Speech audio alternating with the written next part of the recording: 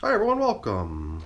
That's right, when you see this little diagram, you know it's time to check in on the mixed bin of mixed red worms.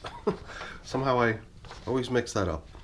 It's not a mixed bin, it's a bin of mixed red worms. And by mixed red worms, I mean there's red wigglers in there, European night crawlers, and Indian blue worms, and they're a combination of worms that are a pretty common mix that a lot of people use.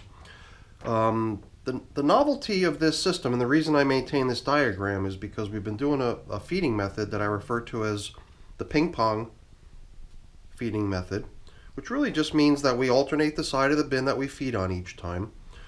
And this is just meant to keep track of how much time has elapsed on each type of feeding they've gotten. And as you can see, I scratched things out once it's determined that whatever that was is gone already, no sign of it. And you can even see right here, I kind of made a little typo. I had some sort of a meal plan for them, which I decided at the 11th hour would change. So what I'm giving them is already right down here in the bin so that everyone can see it. It's a assortment of mainly potato peels, as well as a couple yummy strawberries, as well as the end of a pretty far gone cucumber, of which the rest is still in my freezer. All this is from my freezer. And I do feel that freezing the foods does contribute to the breakdown. You know, something goes in the freezer, comes out of the freezer, you could tell right away that it's been frozen because it gets all mushy, and something mushy is something that the worms are definitely going to enjoy. So we'll refer to this as we check in on not only the last feeding, which is over on this side of the bin, but then naturally the side of the bin that we're going to be feeding on this side to see how some of these past feedings are coming along. So we'll usually just set this diagram aside, and then at the end we'll probably just do the same as what we've been doing each time previous, is just taking the diagram and just leaving it out here in the bin to be utilized later as supplementary bedding as part of the feeding. So that's what we'll do again today. When we get around to feeding over here, we'll just tear that piece of paper up and throw it down in here as supplementary bedding. And I don't have coffee for them, but luckily, by only having the newspaper top out here, the feeding zone indicator that we've been using, which in my bins is always just a used coffee filter, has been holding out pretty good because it stays dry. If I was covering with plastic, all the recirculating moisture in the system would cause that top covering to be really damp, and then they'd be eating up our feeding zone indicator. So luckily we've been keeping things kind of dry out here on the surface, and that's by design because we've been finding that the system's got a good bit of moisture to it. So like I was saying, we're going to be feeding on that side, at which point we're going to put the feeding zone indicator on top of what we've just done over there.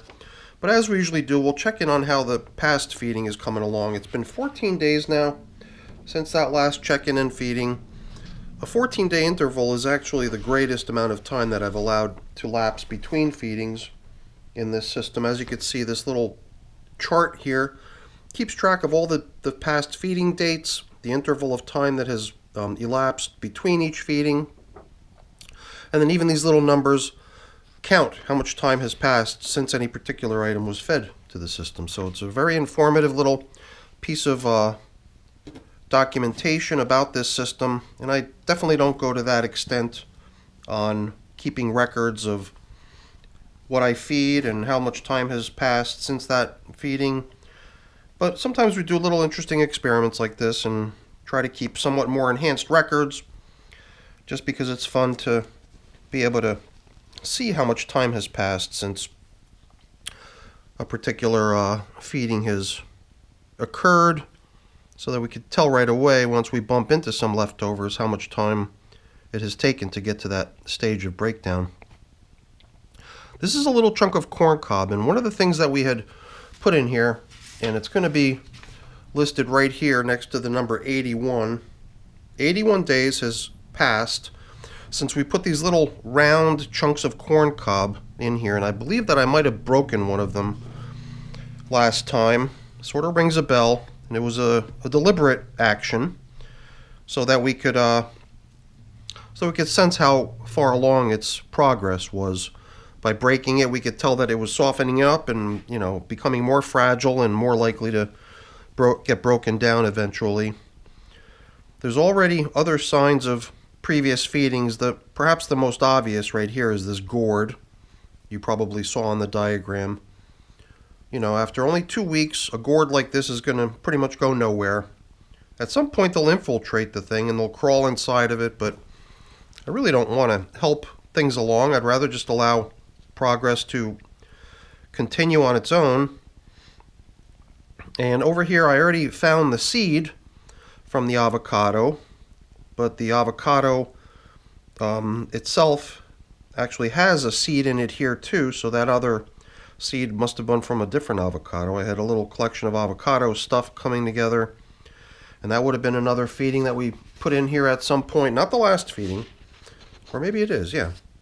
There was avocado pit and peel 35 days ago, but then again, 14 days ago, avocado pit and peel. So this has been sort of the avocado side of the bin, and I guess just based on the state of breakdown, we could probably tell which one has been in here the longer period of time. It's probably this one that's been in here longer, and this might be the one that we put in more recently. I mean, you know, 35 days, that's 5 weeks in progress. But you know, a pit, an avocado pit, as well as the avocado shell, all stuff that takes time to break down. Yet another avocado pit. Something I like to do sometimes is test the progress of an avocado pit by seeing if I can break it. So if you've ever handled an avocado pit, you'll know it's a tough object. And here's another one. So perhaps, like we did with the corn cob sphere, maybe we'll do the same, as we'll possibly put one of those avocado pits to the test to see if it gives and breaks. Here's an example of one of those little corn cob spheres that I didn't break yet. And on most occasions we've managed to bump into 2 or 3 of them. I believe at one point we might have managed to track down 4 of them, which made me think that 4 was probably the number of them that we had placed into here. And once again, I guess we could refer back to the diagram, how much time has elapsed. Corncob sphere 81, I think we might have already looked at that previously. But sometimes I just need a little refresher. Here's another half of an avocado. Some people out there, I believe, on the Learn by Doing channel, they like to refer to this as an avocondo, because the worms do like to hang out in it, as humans would hang out in a condominium, also known as a condo.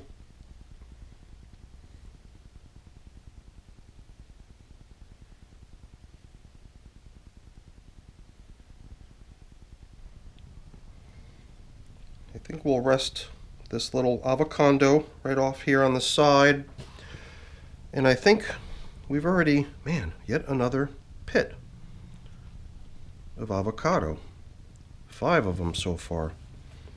Looks like I've been collecting avocado pits for a while. Here's another corncob sphere. And it does seem like if we were to continue rummaging through this feeding zone, we would probably find other leftovers. Yep, here we go. Another chunk of banana peel. I think I found another chunk of banana peel earlier. But I think it's time to reconstruct this feeding zone, but not in the way we've been doing over the past few check-ins. Over the past few check-ins, we've gotten the sense that things in here were perhaps a little bit more moist and damp than they need to be. I mean, I did even feel it when I lifted the container. A lot of times I could tell right away when a bin is possibly a little bit more damp than I want it to be or needs to be, just from its weight. And it does feel like there's still probably a good bit more moisture in here than is needed, just based on the weight of the container as I lifted it and brought it over from the shelf. But I'm not going to do what I did over the past few check-ins, which is to add a whole bunch of this shredded paper down into the feeding zones. Both feeding zones is what we did over the past few check-ins. That was interesting. Just some juice came out of this really, really hard avocado pit as I squeezed it. It felt like it was about to give like it might have cracked if I'd given it a little bit more force. And this one here feels like it's definitely going to give because it is a little bit smaller. Perhaps it was in here a little bit longer than the others, and probably because of its somewhat smaller size, it feels like it's a little bit more broken down than the other ones. I mean, I can feel it deforming in my hand, but it doesn't want to crack, perhaps because of all the juiciness in it. But, you know, I think it's time to restore what was down in here. And I did sort of create a mound of all the foods right there in the middle. I could have spread it out better, I suppose, but perhaps that will simply result in a more interesting check-in with a lot of worms hanging out right there in the middle next time we return into the system to feed on this side at that next point in time when we return in here. But today's feeding is going to be on this side. So I think it's time to proceed to that next step. This is some sort of a little chunk of material that feels like it's trying to grow a little sprout, some sort of little root material. I don't know exactly what that could be. I suppose I could check the diagram to see what kind of foods have been placed in here that would possibly be the type of food that would attempt to grow that way, but I think we've already consumed a great deal of time over there in the last feeding zone to see how the gourd and see how the avocados and corn cob spheres are progressing. But I think it's time to proceed to giving them their meal for today, the yummy assortment of strawberries and cucumber and potato peel. A nice combination of different sweet, yummy foods. Oh, how do you like that?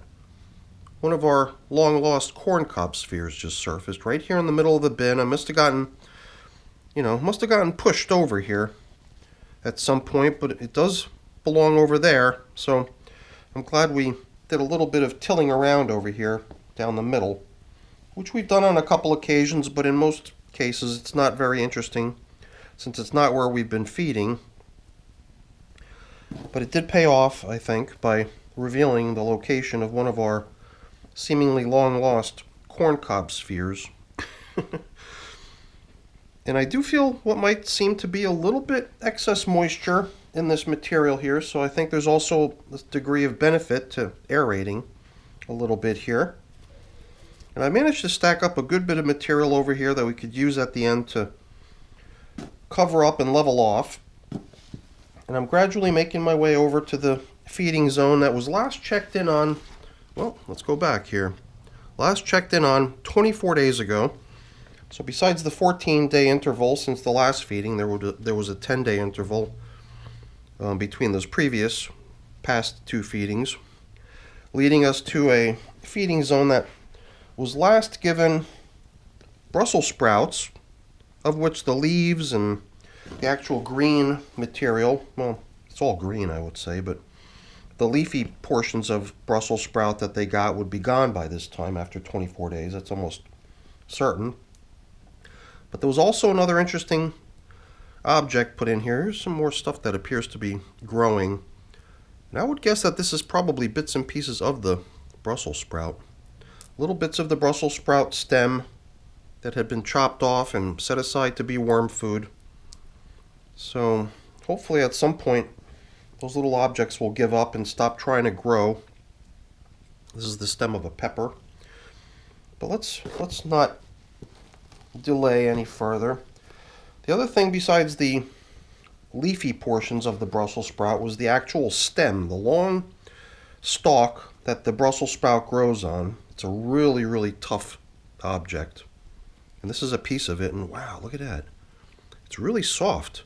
I can see some of the fibrous appearance of it. A lot of the green has gone from the side of it, and now it's actually getting hollowed out, it seems.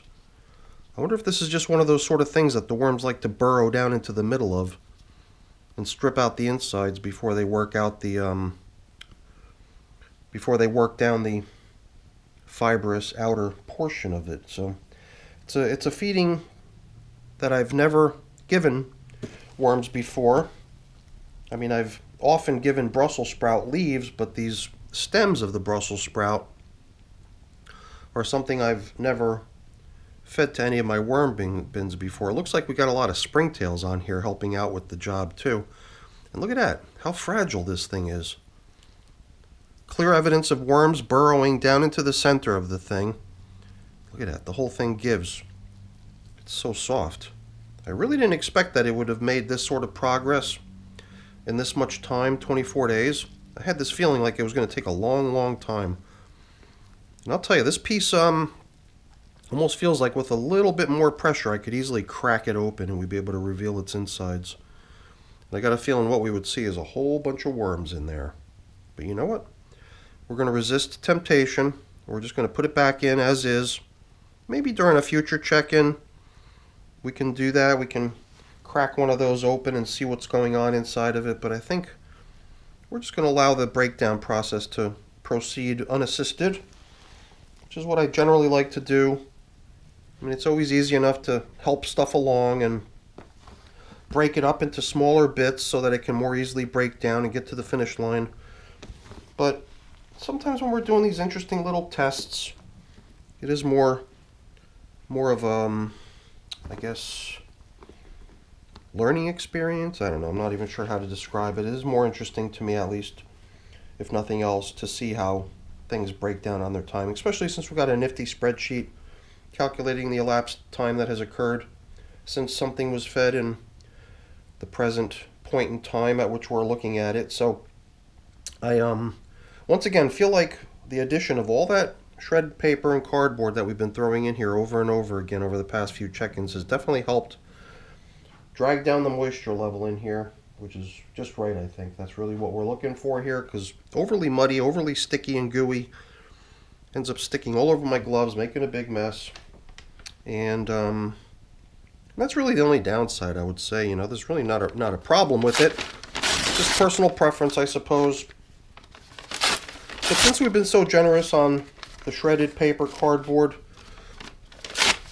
bedding applications over the past few check-ins, I'm just going to leave it at this. Just this little bit of bedding that we're going to throw in here. And before we put in today's portion of fresh new foods, why don't we return some of these older things. These are a couple of pumpkin stems. These are the sort of things that are going to possibly take an entire year to break down, or longer. Probably longer if we don't help them along. And I'm sure there were other things that we possibly could have checked out, but I didn't really see a whole lot of anything else. So maybe most of the other stuff that's in here has been consumed. I suppose I'll probably have to update my spreadsheet to show that there's been pretty much no sign of some of the older things that were in here. Well, pepper stems are still there, so that can stay on the list. I believe everything here can probably remain. Everything still seems to be showing signs of leftovers, so nothing needs to be scratched off at this point. So let's just cut to the chase, give them their portion of food, and we'll be done. Just feels like this has been a somewhat longer check-in than most, but definitely was a fun one.